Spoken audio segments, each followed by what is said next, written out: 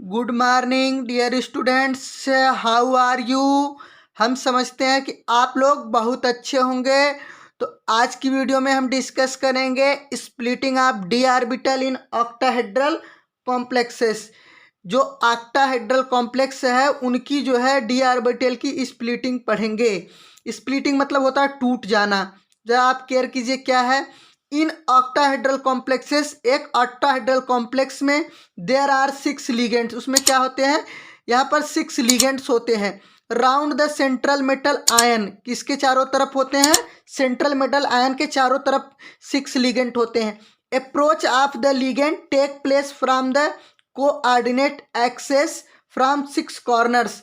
Approach of the ligand, जो ligand किधर से अप्रोच करते हैं, ये किधर से अप्रोच करते हैं, फ्रॉम द कोऑर्डिनेट एक्सेस, एक कोऑर्डिनेट एक्सेस की तरफ से अप्रोच करते हैं, यानी उधर से ही आते हैं। फ्रॉम 6 कॉर्नर, किधर से, 6 कॉर्नर से। Before the formation of complex all the 5d orbital are degenerate. Before the formation of complex, complex बनने से पहले, कॉम्प्लेक्स बनने से पहले all the 5d orbital are degenerate. जो 5d ऑर्बिटल होते हो क्या होते हैं, डीजनरेट होते हैं, यानी कि उनकी जो एनर्जी होती है इक्वल होती है। That is have same energy, इनका मतलब होता है कि उनके पास इक्वल एनर्जी है, सेम एनर्जी है। Out of 5 degenerate orbitals, out of 5 degenerate orbital, कौन कौन 5 डीजनरेट ऑर्बिटल है, d x Y, D Y z, d z x, और कौन होते हैं, d x square minus Y square, और होते हैं d Z square. 2 orbitals oriented along the axis, जो 2 ऑर्बिटल होते हैं एक्सिस के अलोंग होते हैं, कौन कौन, D x square minus Y square और डी जेड स्क्वायर। और उसके बाद वाइल 3 ऑर्बिटल्स, जबकि 3 orbitals D x Y, D Y Z and D ZX are oriented in the between coordinate axes. इसके पहले जो डी ऑर्बिटल का शेप आपको बताया गया है, उसमें बताया गया है कि जो d x square minus Y square है और डी जेड स्क्वायर है, ये कहाँ होते हैं, ये होते हैं एक्सिस पर होते हैं। और जो है d x Y, D Y z, d z x कहाँ होते हैं, एक्सिस के बीच में होते हैं। तो अगर आप लोगों ने नहीं पता है तो आप लोग पिछली वीडियो देख लीजिए। Since approach of ligand take place from the coordinate axes, therefore maximum interaction take place between dx square minus y square and dz square ligand. Such as a result, the energy of these two orbitals Eg sets increases by 3/5 delta O, and that of orbital T2g set decreases by 2/5 delta O. इसमें जो explain किया गया है, since the approach of ligand take place from the coordinate axis, देखो जैसे कि इनका coordinate axis की तरफ से अप्रोच होता है लिगेंड्स का, देयरफॉर इसलिए the maximum interactions take place, जो मैक्सिमम इंटरेक्शंस किसके किसके बीच होता है, जो एक्सिस पर लिगेंड होते हैं। जो एक्सिस पर लिगेंड कौन कौन, जो एक्सिस पर ऑर्बिटल्स होते हैं, जैसे D x square minus Y square और D Z square. And a result, यहाँ पर होता क्या है, इससे इनकी जो एनर्जी होती है, जो एक्सिस पर लिगेंड होते हैं d x square minus Y square और डी जेड स्क्वायर, इनकी एनर्जी इंक्रीज कर जाती है। इस सेट को हम बोलते हैं ईजी सेट। और जो T2g सेट होते हैं, इनकी एनर्जी क्या होती है, डिक्रीज कर जाती है 2/5 डेल्टा ओ। ये क्या कर जाते हैं, स्प्लिट कर जाते हैं। इनमें 2 तरह के जो है ऑर्बिटल बन जाते हैं, एक की एनर्जी कम हो जाती है, एक की एनर्जी ज़्यादा हो जाती है। पहले क्या होता है कि दोनों की एनर्जी इक्वल होती है, जैसे 5 ऑर्बिटल्स हैं, पांचों की एनर्जी क्या होती है, इक्वल होती है। जब इनके पास कौन नहीं आता है, जब इनके पास लिगेंड नहीं होते हैं। और जब इनके पास लिगेंड आते हैं ऑक्टाहेड्रल फील्ड वाले, तो क्या होते हैं, इनकी जो है एनर्जी चेंज हो जाती है। 2 ऑर्बिटल जो T2g सेट हैं, T2g सेट है, इनका एनर्जी क्या होती है, घट जाती है, डिक्रीज कर जाती है। और EG सेट की एनर्जी बढ़ जाती है। क्यों बढ़ जाती है, क्योंकि जो है लिगेंड का अप्रोच एक्सिस की तरफ से होता है। किधर से तरफ से होता है, एक्सिस की तरफ से होता है। और एक्सिस पर ए लिगेंड जो है डी ऑर्बिटल्स जो होते हैं, उनकी एनर्जी बढ़ जाती है। थोड़ा सा आप जो है इसको जो है अच्छे से डी ऑर्बिटल्स का जो है शेप पढ़ लेंगे तो आपके समझ में आएगा। तो इनका जो डेल्टा ओ और जो है 3/5 डेल्टा ओ है, इसको बोलते हैं स्प्लिटिंग स्प्लिटिंग, क्या बोलते हैं, splitting in octahedral field, splitting in octahedral field, ये जो है डेक्टा वो जो होता है स्प्लिटिंग इन ऑक्टाहेड्रल फील्ड।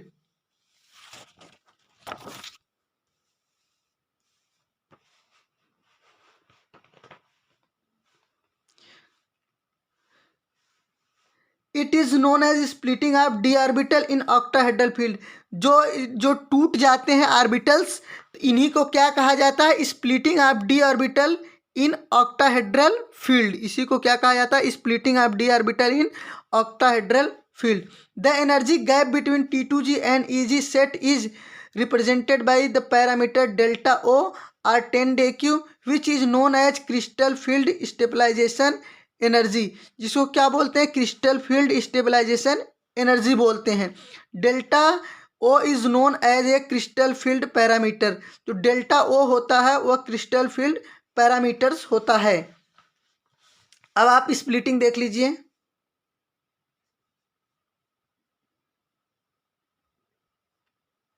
यहाँ पर आप देखिए जो है, जो पहले 5D generate D orbital in ground state है, क्या है, ग्राउंड स्टेट में है।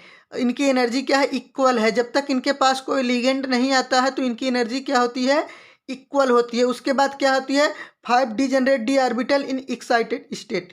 जैसे कि आप लोग ने पढ़े थे हाइब्रिडाइजेशन में, क्या होता था, हाइब्रिडाइजेशन होने से पहले ऑर्बिटल किस स्टेट में आता था, एक्साइटेड स्टेट में आता था। वैसे यहाँ भी क्या हो रहा है, एक्साइटेड स्टेट में पहले आते हैं ऑर्बिटल्स। ये क्या हो, 5D generate D orbital in excited state. थोड़ी सी एनर्जी एक्साइटेड स्टेट में क्या होती है, बढ़ जाती है। और एक्साइटेड स्टेट में आता कब है, जब क्या कर दे, कुछ हम इनको एनर्जी कहीं ना कहीं से देते हैं, तभी ये एक्साइटेड स्टेट में आते हैं। उसके बाद क्या है, इनका स्प्लिटिंग हो गया। जो पांचों हैं, पांचों जो इक्वल थे एनर्जी के थे, इनकी एनर्जी जो है 2 की एनर्जी बढ़ गई और 3 की एनर्जी घट गई।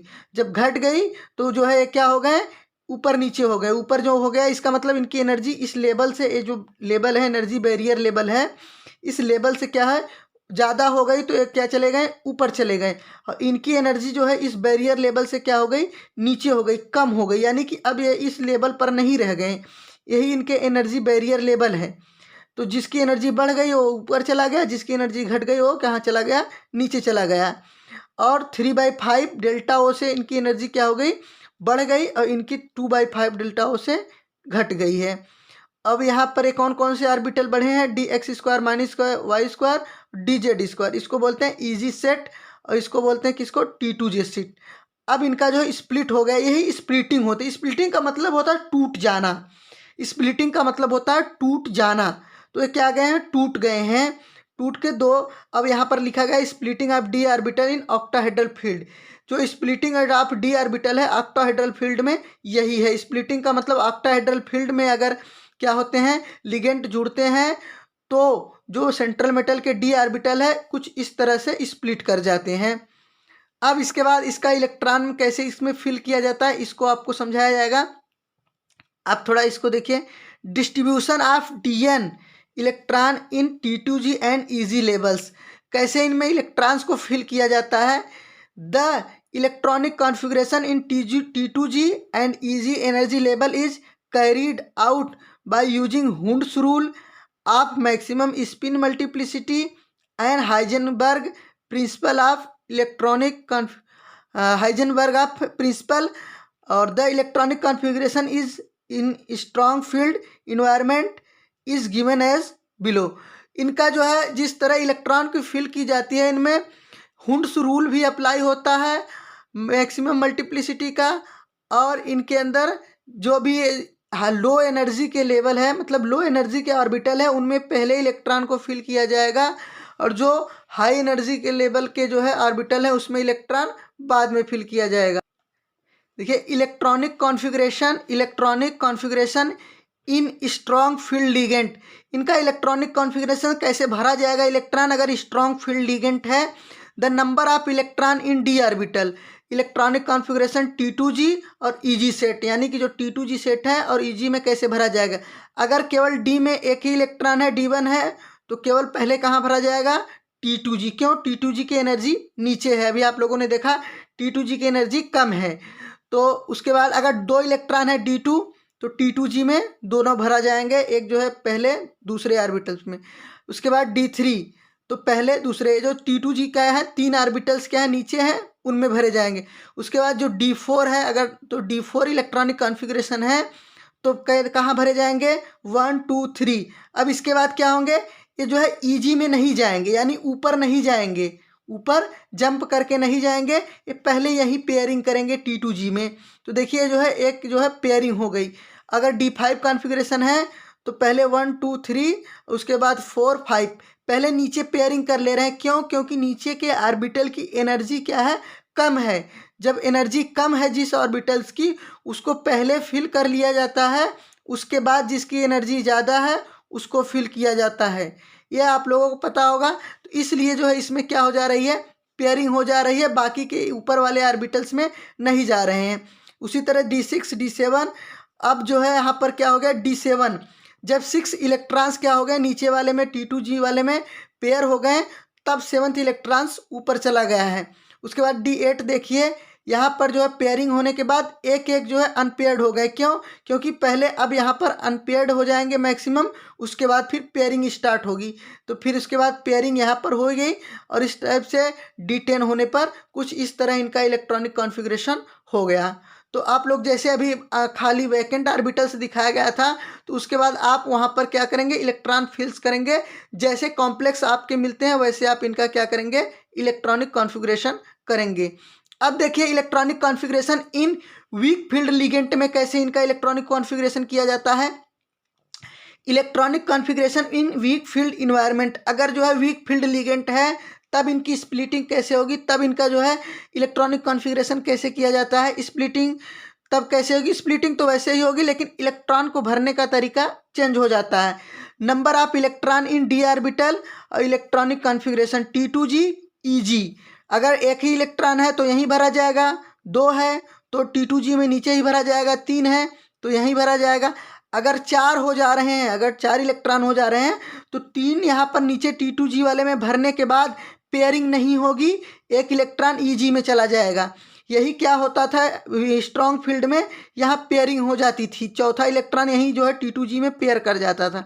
लेकिन यहाँ पर पेयर नहीं होगा, अगर वीक फील्ड लिगेंड होगा तो चौथा इलेक्ट्रॉन चला जाएगा, ऊपर चला जाएगा EG वाले सेट में।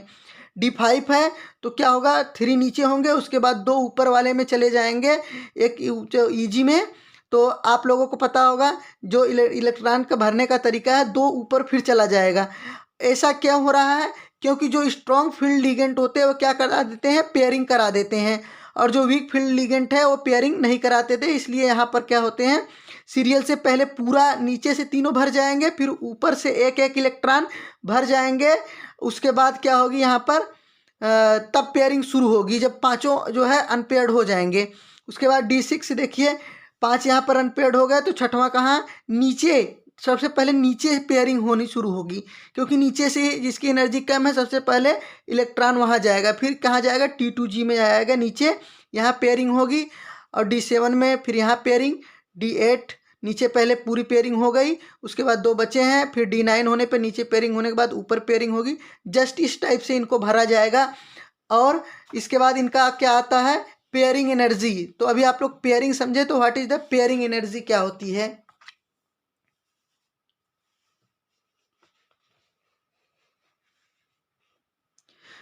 पेयरिंग एनर्जी क्या होती है, पेयरिंग नहीं, the amount of energy required to pair 2 electron in an orbital is known as pairing energy denoted by P।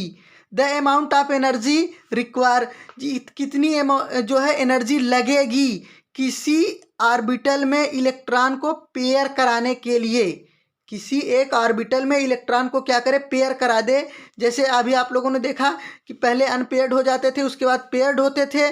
तो अगर कुछ एनर्जी लग जाए तो क्या होंगे, जो T2G वाले हैं उसी में पहले पेयर्ड हो जाएंगे और फिर EG में जाएंगे।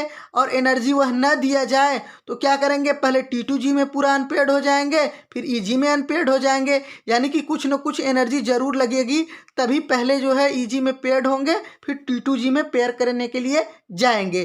तो वही जो एनर्जी लगेगी इनकी पेयर कराने में T2G में, वही क्या होती है, पेयरिंग एनर्जी होती है। The amount of energy required to pair 2 electron in an in an orbital is known as pairing energy denoted by P.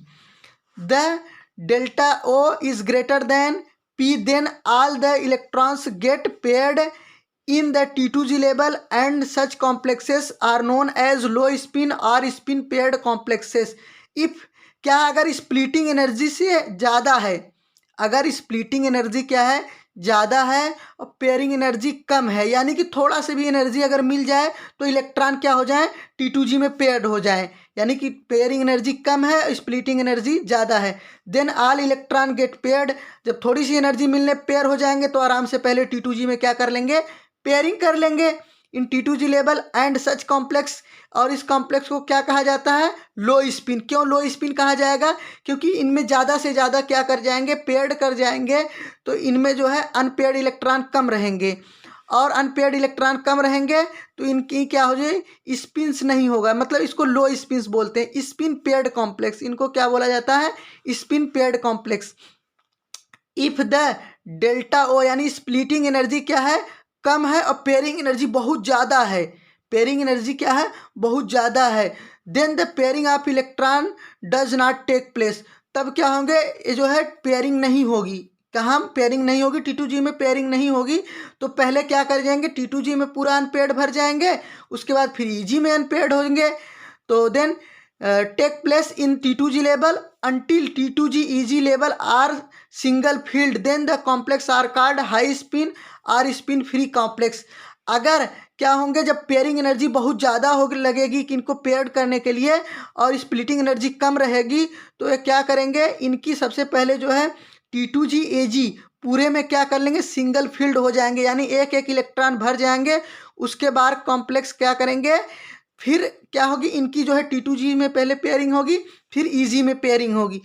और इसको कॉम्प्लेक्स को क्या कहा जाता है complex are called high spin और स्पिन फ्री कॉम्प्लेक्स। अगर आपसे कहा जाए कि what is the spin free complex और हाई स्पिन कॉम्प्लेक्स, तो आपका आंसर इतना होगा, आपका आंसर इतना होगा। और अगर आपसे पूछा जाए कि what is the low spin complexes, तो आपकी जो है लो स्पिन कॉम्प्लेक्स और स्पिन पेयर्ड कॉम्प्लेक्स, तो आपका आंसर इतना होगा। ये आपके एग्जाम में पूछा जाएगा। और what is the pairing energy, तो इसका आंसर ये होगा what is the pairing energy.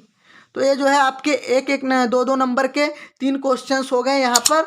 तो हम समझते हैं कि आप लोगों को समझ में आ गया होगा। तो डियर स्टूडेंट्स अगर वीडियो अच्छी लगे तो वीडियो को लाइक करें, चैनल को सब्सक्राइब करें और बगल में जो घंटी वाला बटन है उसको ज़रूर दबा लें ताकि हर वीडियो आप तक पहुंचती रहे, आपको नोटिफिकेशन मिलता रहे।